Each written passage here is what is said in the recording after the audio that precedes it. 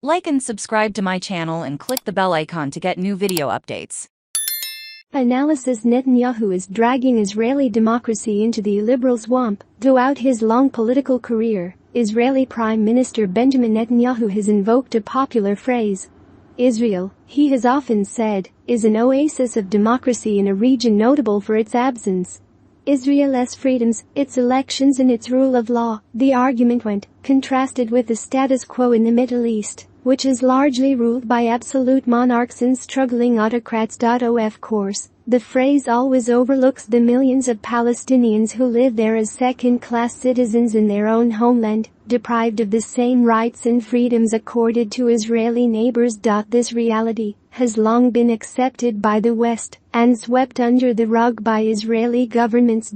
However, recent developments leave the oasis of democracy a little more of a mirage appear. After a long period of political paralysis in a series of failed governments, Israel held elections last November that returned Netanyahu to his third term, in what is arguably the most stable mandate a politician has won in more than 3 years. But to achieve this, the right-wing leader has cobbled together the most far-right coalition in Israeli history, catapulting politicians from factions once considered superfluous in Israeli politics into leading roles in his coalition. The new government is already using its slim parliamentary majority to push through radical judicial reforms, not least at a time when the incumbent prime minister continues to be plagued by legal problems.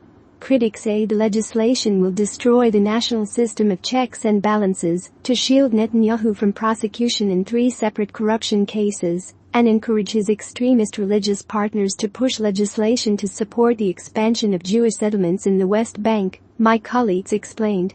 He and his allies are long-time ideological opponents of the courts and legal advisors who see them as a tedious scrutiny on issues such as unhindered construction in West Bank settlements, blanket exemptions from military service for ultra-Orthodox, and violations of minority rights, such as those of Arab Israeli citizens or African citizens, economic migrants. Neri Zilber wrote in New Lines magazine.